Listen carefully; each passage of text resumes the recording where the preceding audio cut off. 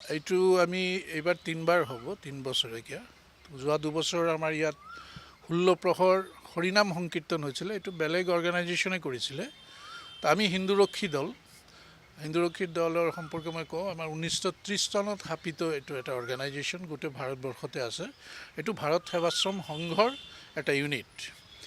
এইবাৰ আমি হিন্দুৰক্ষী দলৰ সিহঁতৰ লগত এই হৰিনাম সংকীৰ্তন যিটো মঞ্চ, সিহঁতৰ লগত আমিও যোগদান কৰিলোঁ। আৰু আমাৰ মূল উদ্দেশ্য এইবাৰ এটা ধৰ্ম মহাসভা অনুষ্ঠিত কৰাৰ। এইটো হ'ব আপোনাৰ 9 মাৰ্চ, 6, 7, 8, 9 এই 4 দিনীয়া অনুষ্ঠান।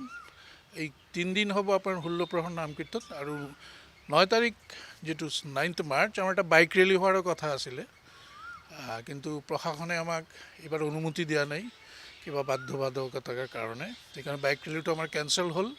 তো গোটেই দিন আমাৰ ধৰ্ম মহাসভা হ'ব, আৰু তাত যোগদান কৰিব আপোনাৰ কাৰ্তিক মহাৰাজ, এতিয়া এইবাৰ যে পদ্মশ্ৰী পাইছে তেখেতে পশ্চিমবংগৰ পৰা আহিব। সৰ্বানন্দ মহাৰাজ, স্বামী সৰ্বানন্দ মহাৰাজ, ঠিক আছে। শ্ৰীযুক্ত হৰিশংকৰজী আহিব, তেখেতে কেন্দ্ৰীয় মন্ত্ৰী বিশ্ব হিন্দু পৰিষদৰ।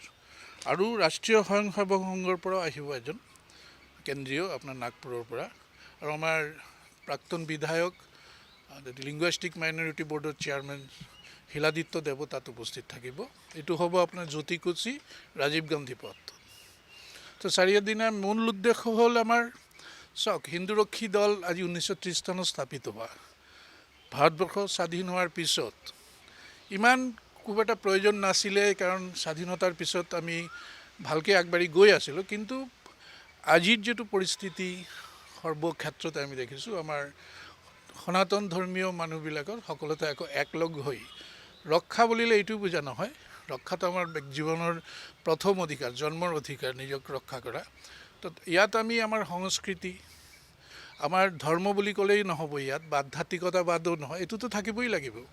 লগতে এই ধৰ্মসভাটোৰ মূল কাৰণ হ'ল যিমান মানুহ আহিব তাত, অসম বা বিভিন্ন আপোনাৰ ইয়াৰ পৰা আহিব, যিটো ভাৰতবৰ্ষৰ পৰা, সিহঁতৰ মাজত বহুত জ্ঞানী পণ্ডিত ব্যক্তিসকলৰ মাজৰ পৰা আমি শুনিম। আৰু আমাৰ সনাতন ধৰ্মটো বহুত কিবা শিকাইছে।